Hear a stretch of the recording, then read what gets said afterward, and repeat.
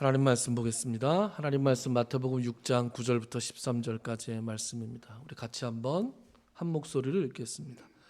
그러므로 너희는 이렇게 기도하라.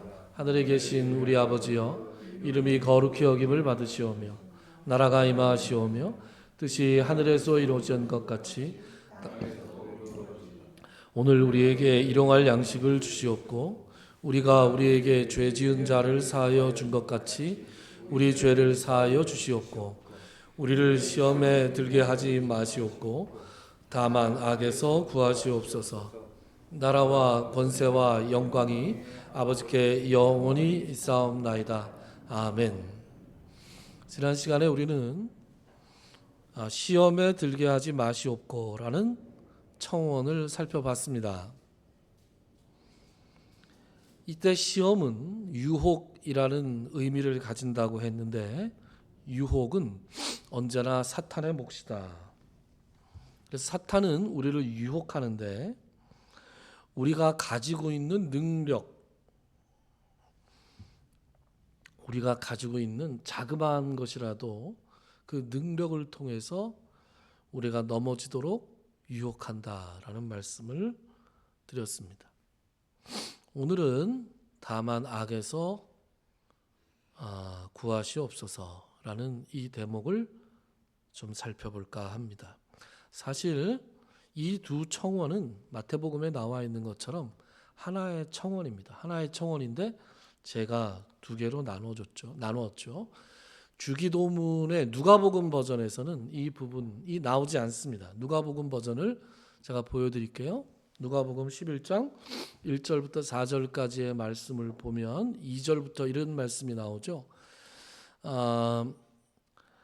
예수께서 이르시되 너희는 기도할 때 이렇게 하라. 아버지여, 이름이 거룩히 여김을 받으시오며 나라가 임하시오며 우리에게 날마다 일용할 양식을 주시옵고 우리가 우리에게 죄 지은 모든 사람을 용서하오니 우리 죄도 사하여 주시옵고 우리를 시험에 들게 하지 마시옵소서 하라. 그러니까 그 뒤에 나오는 다만 악에서 구하시옵소서라는 부분이 나오지 않고요. 그리고 또 마태복음에 괄호 열고 이렇게 나와 있는 나라와 권세와 영광이 아버지께 영원히 있사옵나이다. 우리가 흔히 영광송이라고 부르는 이 송영 부분은 나오지 않습니다. 그래서 학자들이 보통 이 부분에 대해서 뭐라고 설명을 하는가? 아마 누가복음에 나오는 버전이 원래 버전일 텐데 마태가 의미를 좀 더 명확하게 하기 위해서 뒷부분 악에서 구하시옵소서라는 부분을 덧붙인 것일 것이다 라고 이야기하는 편입니다. 그래서 악에서 구하시옵소서라는 구절은 앞에 있는 시험에 들게 하지 마시옵고라는 그 구절의 연장선상에서 해석을 좀 할 필요가 있습니다. 이런 말을 제가 굳이 드리는 이유는 이 뒷부분, 오늘 우리가 살펴볼 악에서 구하시옵소서라는 부분의 번역이 학자들 사이에 논란이 좀 있기 때문에 이런 말씀을 드립니다. 악에서 구하시옵소서에서 악이라고 번역된 헬라어는 투 포네로라는 단어인데 이것은 악한 자라고 번역될 수도 있습니다. 그래서 영어 성경도 버전에 따라서 번역이 좀 다릅니다.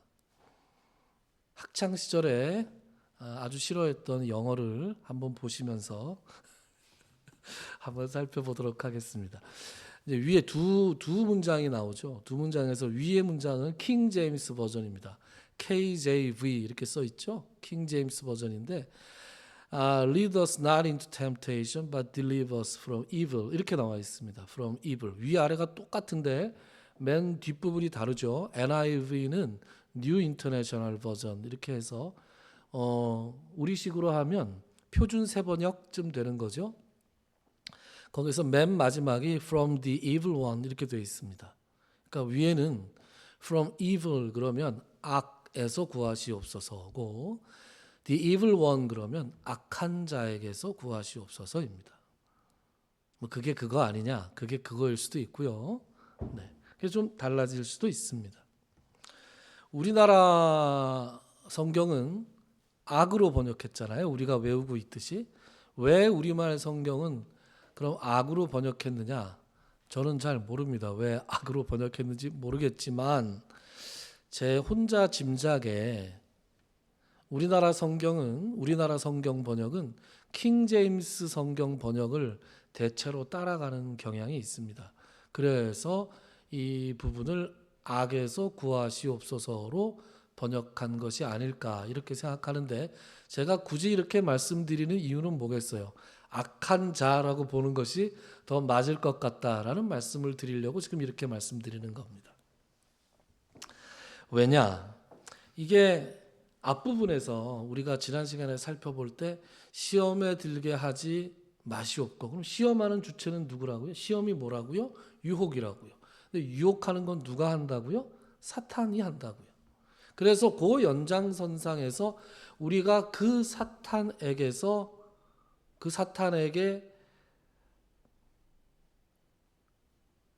어떻게 되지 않도록 우리를 구해 주십시오라는 기도라는 거예요. 그래서 the evil one 그러면 그 악한 자, 유혹하는 자, 사탄이라고 봐야 하는 것이죠.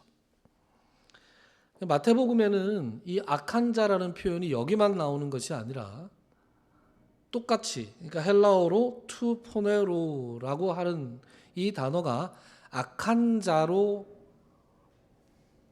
번역되어 있는 부분이 사실 또 있습니다. 그래서 주기도문에 이것도 악한 자로 번역하는 것이 맞다 이렇게 주장을 하는 건데요. 그건 마태복음 13장에 있습니다. 마태복음 13장 18절부터 19절에 보면 여러분들께서 잘 아시는 씨 뿌리는 비유가 나와요. 18절 제가 읽어볼게요. 그런즉 씨 뿌리는 비유를 들으라. 아무나 천국 말씀을 듣고 깨닫지 못할 때는 악한 자가 와서 그 마음에 뿌려진 것을 빼앗나니 이는 곧 길가에 뿌려진 자요. 이렇게 돼 있어요. 이 악한 자 누굽니까? 사탄이죠. 유혹하는 자 사탄입니다. 여기서는 악한 자, 이게 악이 와서 그 마음에 뿌려진 것을 빼앗나니, 이상하잖아요. 그죠? 악한 자입니다. 영어 성경도 여기를 아까 살펴봤듯이 the evil one 이렇게 되어 있습니다. 13장 38절은 그 씨 뿌리는 비유가 계속돼서 예수님께서 그 비유를 풀어주시는 부분인데요. 38절 보면 밭은 세상이요 좋은 씨는 천국의 아들들이요 가라지는 악한 자의 아들들이요. 이럴 때 이 악한 자도 역시 주기도문에서 나온 악한 자에게서 구하시옵소서라는 것과 일치하는 헬라어입니다. 그러니까 마태복음에 나오는 이 말씀을 우리가 악한 자로 보고 그 전제하에서 다음 말씀을 드리려고 합니다. 그러니까 악에서 구해달라 이 말씀은 악한 자에게서 우리를 구해 주십시오라는 기도다 라는 것이죠. 그래서 이제 두 번째 얘기를 좀 해보고 싶습니다. 여러분은 이 악한 자 사탄의 존재를 믿으십니까?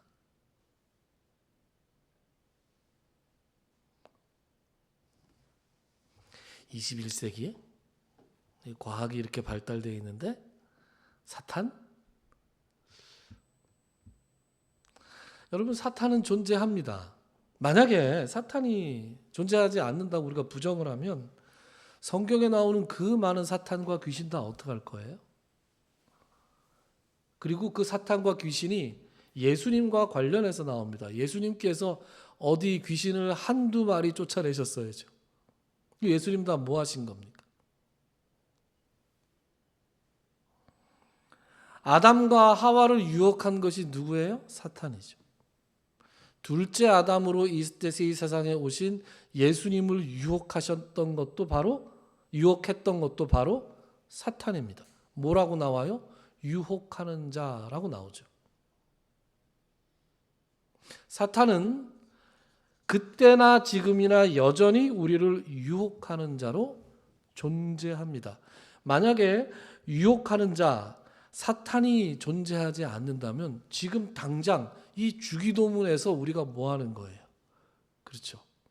주기도문도 이상한 기도문이 되고 마는 것이죠.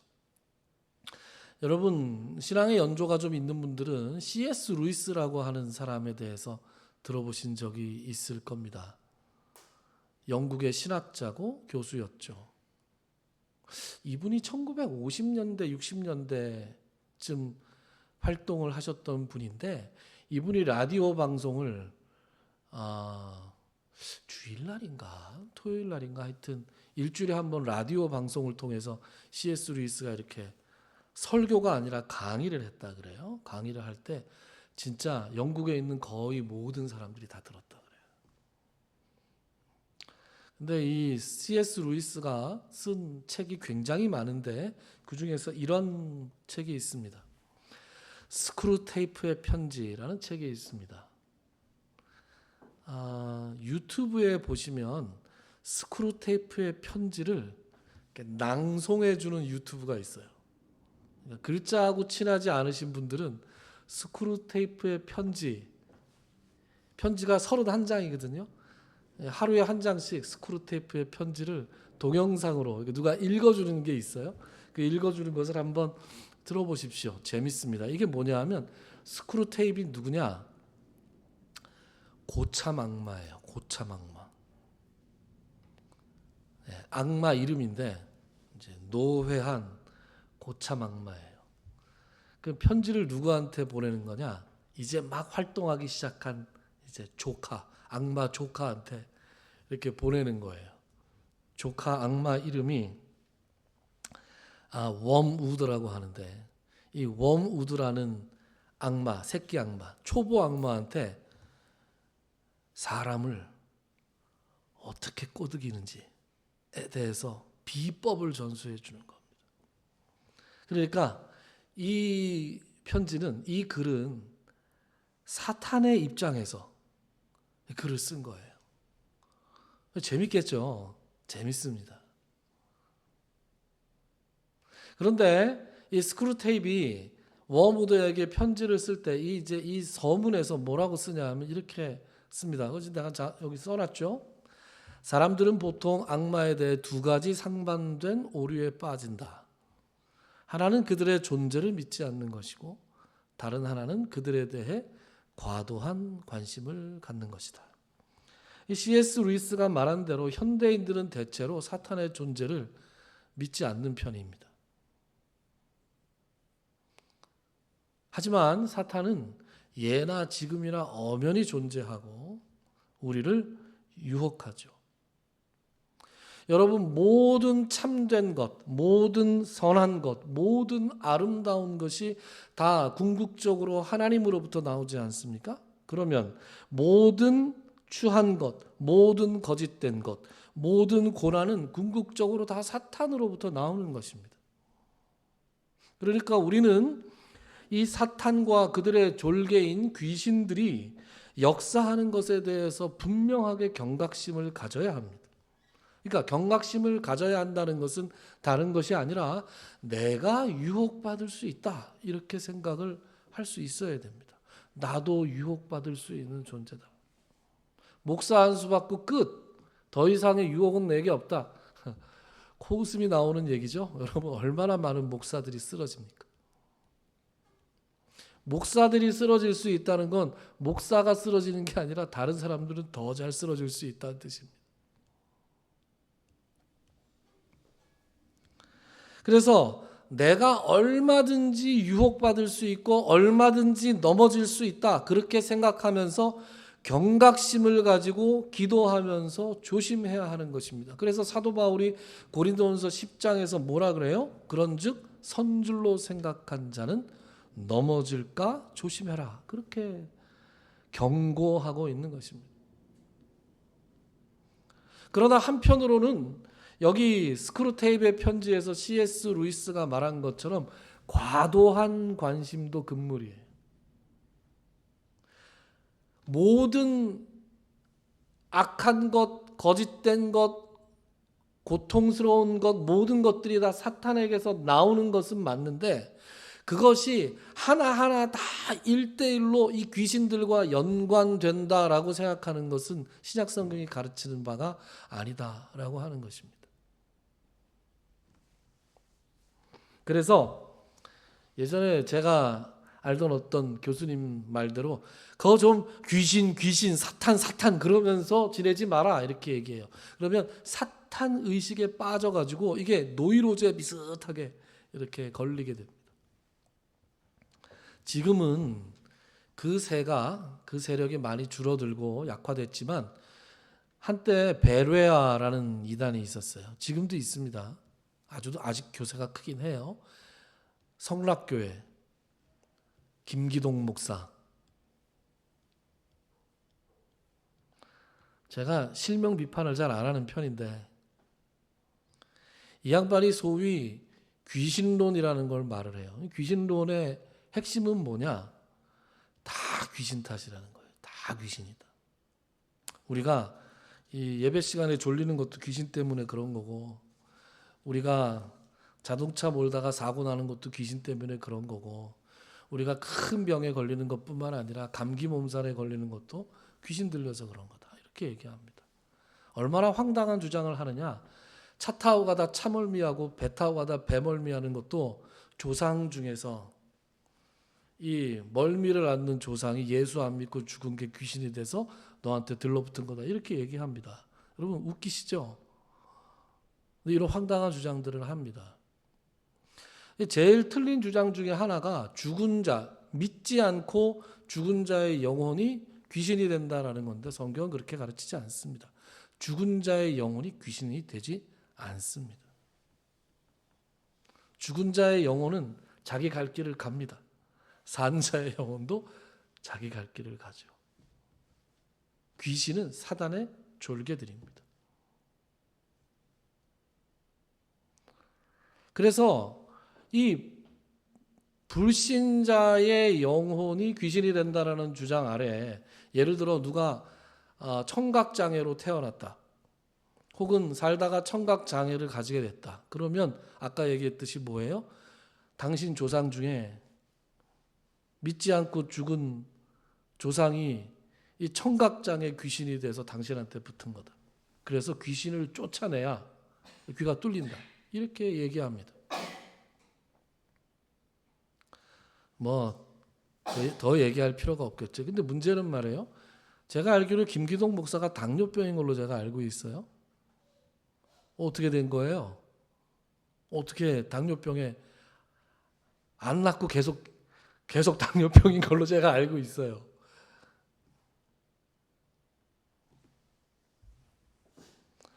우리 속에 예수를 믿고 예수 믿는 사람 속에는 성령님이 내주하시기 때문에 이 귀신이 들러붙을 수가 없습니다. 만약에 귀신이 들러붙는다 하더라도 성령님이 훨씬 더 강하시기 때문에 성령님을 의지하면 귀신을 쫓을 수가 있죠.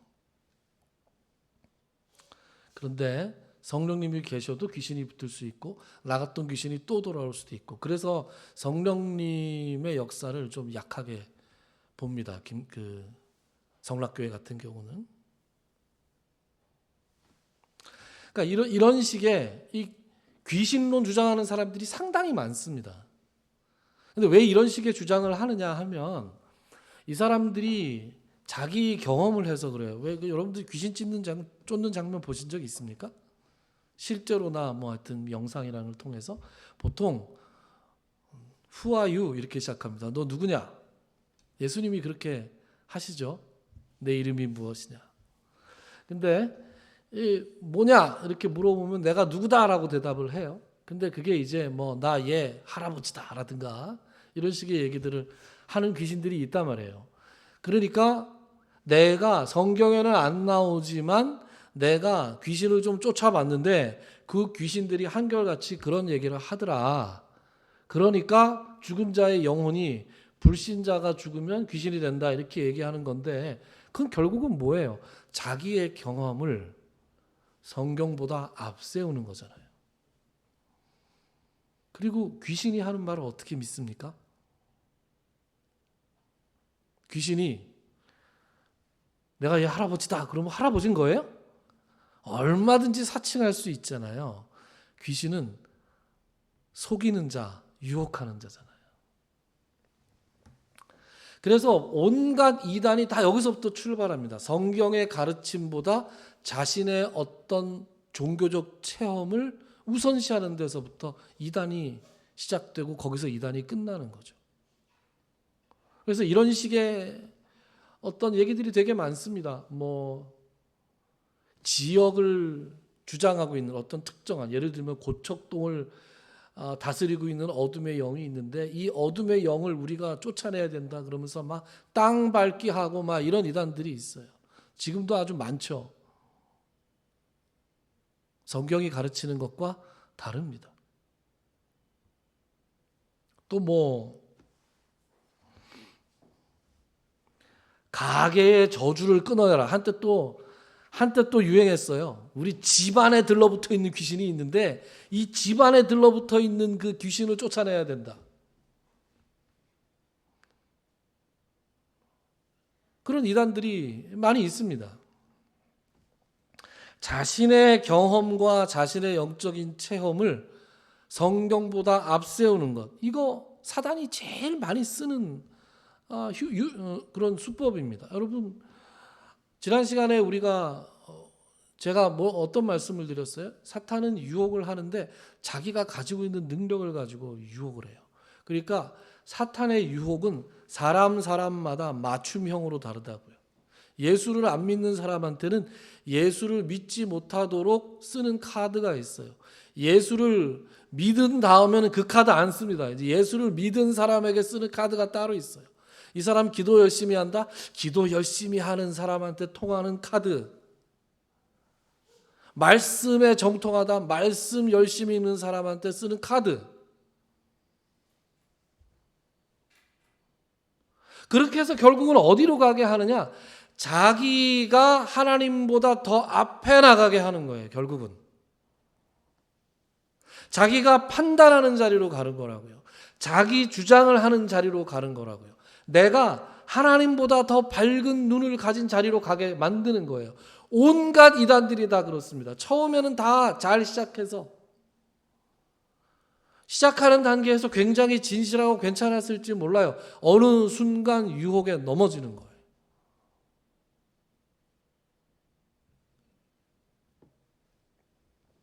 그래서 우리가 이런 것을 두고 그래서 뭐라고 부르느냐?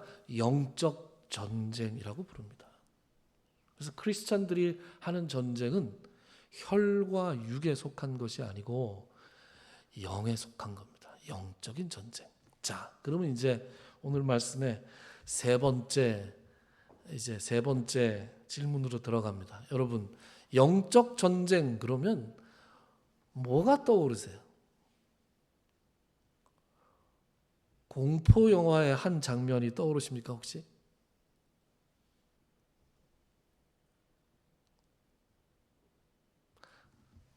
제가 예전에 그 제목이 뭐더라? 컨저링이라는 공포 영화 있었어요, 그죠? 제가 공포 영화 잘 안 보는데 어느 날 잠이 안 와서 예전 코로나 전에 그 컨저링이라는 영화 포스터가 어떻게 돼 있냐면 큰 나무에 으스스한 집 하나 있고 가까이에 왜 목맬 때 쓰는 이 올가미 있잖아요. 이게 떡 하나 달려 있어요. 근데 그거 저는 공포 영화 봐도 하나도 안 무서워서 공포 영화를 안 봅니다. 막 웃기고 막 깜짝깜짝 놀래면 웃고 막 이래가지고. 근데 그 영화를 제가 언제 가서 봤냐 하면 새벽 3시에 가서 봤어요. 시베 영화로. 근데 새벽 3시까지도 안 무서웠는데 보는 사람이 저 혼자밖에 없더라고요. 그래서 무섭더라고요. 그거 텅 빈 극장에 혼자 앉아 있는데 야 이거 진짜 좀 무섭더라고요. 으스스하고. 여러분 그런 장면 떠오르십니까? 영적 전쟁 그러면? 영적 전쟁 그러면 막 손에서 장풍 나고 막 이런 거 혹시 떠오르십니까? 제가 너무 희화화하나요? 영적 전쟁 그러면 우리는 뭘 좀 떠올리냐 하면 초자연적인 것들을 좀 많이 떠올리곤 합니다. 그래야 될 것 같고 뭔가 주술과 관련이 있을 것 같고 그렇죠. 성경에 영적 전쟁이 무엇이고 영적 전쟁에 우리가 어떻게 임해야 되는지 매뉴얼이 나오는 것이 있습니다. 어떤 매뉴얼이 나오냐? 에베소서 6장에 보면 그 매뉴얼이 나와요. 에베소서 6장 한번 찾아보죠. 에베소 6장 10절부터 17절까지의 말씀 제가 읽어볼게요. 끝으로 너희가 주 안에서와 그 힘의 능력으로 강건하여지고 마귀의 간계를 능히 대적하기 위하여 하나님의 전신갑주를 입으라. 우리의 씨름은 혈과 육을 상대하는 것이 아니요 통치자들과 권세들과 이 어둠의 세상 주관자들과 하늘에 있는 악의 영들을 상대함이라. 이렇게 보면 막 하늘을 날아다녀야 될 것 같잖아요, 우리가. 그러므로 하나님의 전신갑주를 취하라. 이는 악한 날에 너희가 능히 대적하고 모든 일을 행한 후에 서기 위함이라. 여러분 12절 보면 우리의 씨름은 혈과 육을 상대하는 것이 아니요 라는 말이 무슨 얘기냐 하면 혈과 육은 인간을 얘기하는 겁니다. 그래서 이 부분을 표준 세번역으로 보면 이렇게 돼 있어요. 자, 이게 표준 세번역입니다. 12절, 13, 12절 우리의 싸움은 인간을 적대자로 상대하는 것이 아니라 통치자들과 권세자들과, 이거 지금 현 대통령 뭐 얘기하는 게 아니에요. 이 세상을 주관하고 있는 임금 사탄을 얘기하는 겁니다. 이 어두운 세계의 지배자들과 하늘에 있는 악한 영들을 상대로 하는 것입니다. 그러므로 하나님이 주시는 무기로 완전히 무장하십시오. 11절에 보면 갑옷이 나오고 하나님의 전신갑주가 나오고 13절에 보면 하나님의 무기가 나옵니다. 이제 영적 전쟁을 할 준비가 되어 있는 거예요. 그럼 영적 전쟁을 할 때 동원되는 것이 무엇이냐? 여러분 밑에 한번 보세요. 14절. 그러므로 여러분은 진리의 허리띠로 허리를 동이고, 이거 분명히 사도 바울이 어떤 그림 언어를 쓰고 있는 거예요. 지금 전신갑주 그러면 옛날에 로마 병사들 머리부터 발끝까지 이 투구와 이 갑옷을 입고 이렇게 들고 있는 사람, 그런데 그 그림을 로마에 있는 사람들이, 로마 시대를 살고 있는 사람들이 이러한 병사를 떠올릴 수 있도록 좀 쓰고 있는 거예요. 그래서 이제 머리부터 발끝까지 쭉 묘사를 하는데, 허리띠는 일단 허리띠를 동이는데 무슨 허리띠예요? 진리예요. 진리. 그 다음에 가슴막이는 뭐예요? 정의래요. 정의. 여러분 이게 개역개정에서는 이렇게 되어 있습니다. 서서 진리로 너희 허리띠를 띠고 의의 호심경을 붙이고. 이게 무슨 말인지 모르겠어요.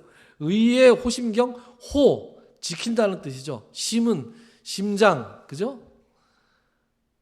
그래서 이 가슴 쪽을 막을 수 있는 가슴막이를 얘기하는 거예요. 근데 그게 의예요. 여러분 우리가 의 그러면 다르게 생각하는 게 아니에요. 의는 정의를 얘기하는 거예요. 정의.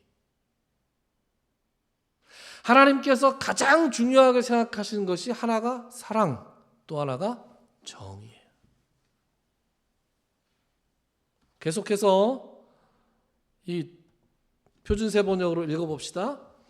15절. 발에는 평화의 복음을 전할 차비를 하십시오. 복음은 뭐예요? 평화. 이 모든 것에 더하여 믿음의 방패를 손에 드십시오. 뭐요? 믿음. 그것으로서 여러분은 악한 자가 쏘는 모든 불화살을 막아 꺼버릴 수 있을 것입니다. 그리고 구원의 투구를 받고 성령의 검 곧 하나님의 말씀을 받으십시오. 그러면 여기 제가 이렇게 노란색으로 형광으로 표시해 놓은 것만 한번 추려서 보자고요. 우리가 영적 전쟁을 할 때 우리를 방어하기 위한 수단으로 지금 열거되고 있는 게 뭐예요? 첫째는 진리, 두 번째는 정의, 세 번째는 평화, 네 번째는 믿음, 다섯 번째는 구원이에요. 여기 어디 초자연적인 것이 있습니까?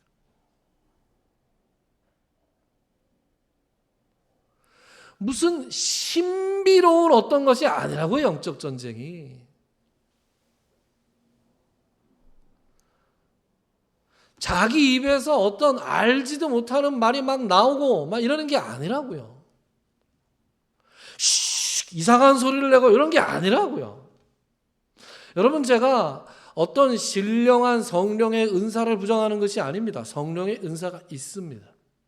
그것을 통해서 우리는 하나님께 더 가까이 갈 수 있습니다. 그러나 그것이 영적 전쟁이 아니라는 거예요. 영적 전쟁은 진리, 정의, 평화, 믿음, 구원으로 우리를 악한 자로부터, 우리를 유혹하는 자로부터 우리를 방어하는 것이 영적 전쟁의 핵심입니다. 그리고 우리에게 공격 수단이 딱 하나 있죠. 그게 뭐예요? 17절에 보면 성령의 검. 이게 검은 뭐예요? 공격 수단이잖아요. 성령님께서 우리에게 주신 검이 하나 있는데 이게 공격용 무기예요. 그건 뭐예요? 하나님의 말씀이라고요. 그래서 예수님께서 유혹받으실 때 뭘로 물리쳐요? 사람이 떡으로만 살 것이 아니라 하나님의 입에서 나오는 모든 말씀으로 살 것이니라. 그래서 사단이 유혹하는 자가 예수님을 유혹했을 때 전부 다 하나님의 말씀을 인용해서 물리치잖아요. 그것이 그 하나님의 말씀이 우리의 유일한 공격용 무기이기 때문에 그렇습니다. 여러분, 영적 전쟁이라는 것은 어떤 초자연적인 신비주의에 빠지라는 것이 영적 전쟁이 아닙니다. 뭐 풀리지 않는 일이 있으면 뭐 빙빙 돌면서 뭐 이렇게 기도하고 이러는 것이 아니라고. 영적인 전쟁이라고 하는 것은 우리가 하나님의 말씀에 나를 쳐서 복종시키는 것이 영적 전쟁이에요. 우리가 어떤 종교적인 행위를 하는 것은 상대적으로 쉽습니다. 여러분 그렇지 않습니까? 일주일에 한 번 금요철야에 가서 시원하게 기도하고 오는 거 여러분 쉽습니다. 그거보다 훨씬 어려운 게 뭐냐 하면 일주일 내내 말씀대로 사는 게 훨씬 더 어려워요. 일주일 내내 말씀대로 살기 위해서 금요철야에 가서 기도하는 거예요. 그런데 그것으로 일주일 동안 살지 못하는 것을 퉁쳐서는 안 된다고요. 영적인 전쟁은 우리가 하나님의 말씀을 읽고 깨닫고 그리고 그 말씀에 따라 살아내려고 노력하는 것이 바로 영적인 전쟁입니다. 그래서 성경은 언제나 이 영적인 전쟁을 이야기하고 우리가 진짜냐 가짜냐를 이야기할 때 항상 열매를 보라고 가르쳐주고 있는 거예요. 여러분 이런 생각 들지 않습니까? 아니 그렇게 유혹이 많다는데 지금 내가 유혹에 빠져가지고 뭘 잘하고 있는 건지 잘못하고 있는 건지 어떻게 알아? 이거 불안한 거 아니야?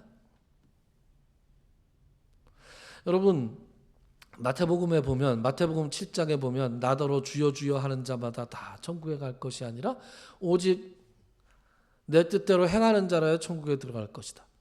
그날에 너희가 주여 우리가 주의 이름으로 귀신을 쫓기도 하고 뭐 하고 했습니다.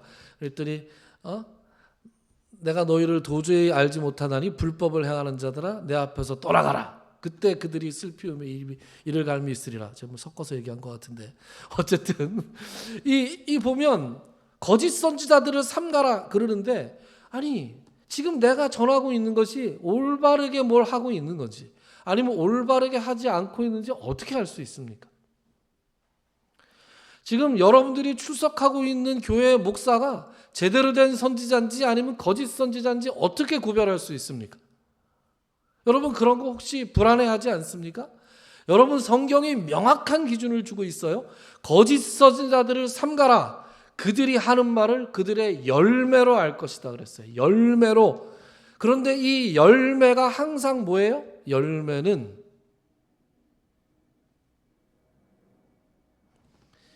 인격으로 주어져 있습니다. 갈라디아서 5장 22절부터 23절 말씀에 이런 말씀이 나와요. 우리 같이 한번 읽어볼까요? 시작. 오직 성령의 열매는 사랑과 희락과 화평과 오래 참음과 자비와 양선과 충성과 온유와 절제니 이 같은 것을 금지할 법이 없느니라. 아멘. 여러분 성령의 열매는 말이에요. 성령이 역사하시는 것은 지나간 자리에 흔적이 남습니다. 지나간 자리에 열매가 남는다고요. 꽃이 피고 꽃이 지고 봉오리가 이 어떤 뭐가 맺히고 그게 딱 열린 거 보면 그게 열매예요. 그런데 그게 뭐가 열려야 되냐? 사랑이 열려야 되는 거예요.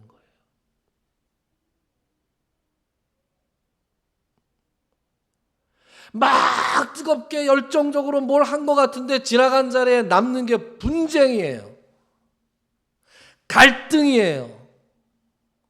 서로를 미워하는 것이 남았어요. 위선이 남았어요. 그러면 그거 성령의 역사가 아니라고 지금 이야기하고 있는 겁니다. 그러니까 내가 지금 무엇을 하는가가 중요하지 않습니다. 내가 어떤 종교적인 행위를 했느냐가 중요하지 않습니다. 내가 이 세상을 살아가면서 교회에서 어떤 직분을 가지고 봉사했느냐도 중요하지 않습니다.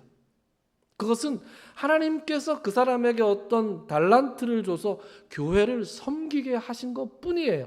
그 직분을 잘 감당하느냐 감당하지 못하느냐의 차이가 있을 뿐입니다. 그 직분을 감당할 때 그 사람의 인격과 그 사람이 지나간 자리에 사랑이 남느냐 하는 문제가 우리에게 주어져 있을 뿐이라는 것입니다. 종교적인 행위, 종교적인 업적, 얼마나 위대한 일을 하나님의 이름으로 했느냐 이런 게 중요한 게 아니에요. 뭐가 중요해요? 그 지나간 자리에, 그 사람의 삶에, 그 사람의 인격적인 성품이 어떤 것이냐 이게 바로 중요하다라는 것입니다. 그러므로 내가 말이에요. 내가 이 세상을 살아가면서 이제 은퇴할 쯤 나이가 됐는데 또 충분히 나이가 돼서 이제 하나님의 부르심을 받을 날이 얼마 남지 않았다고 생각하는데 내 모습을 보니까 고집불통이야.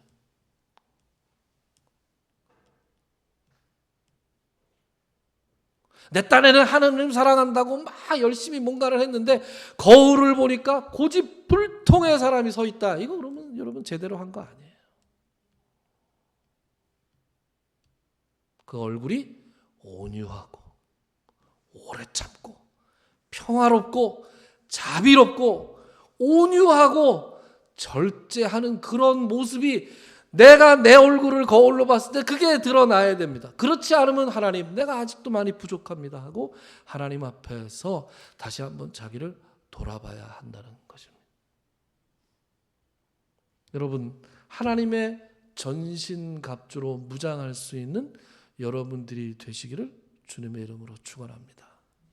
그 전신갑주를 두르고 날마다 행해지는 그 영적 전쟁에서 승리할 수 있기를 간절히 소망합니다. 그 영적 전쟁을 이상한 초자연적이고 신비주의적인 것으로 받아들이시기보다는 매일매일 하나님의 말씀에 성령님의 인도하심에 우리가 얼마나 민감하고 그것에 순종하느냐, 내 삶에 내 인격에 성령의 열매가 맺히고 있느냐로 점검하실 수 있는 우리가 되기를 바랍니다. 기도합시다.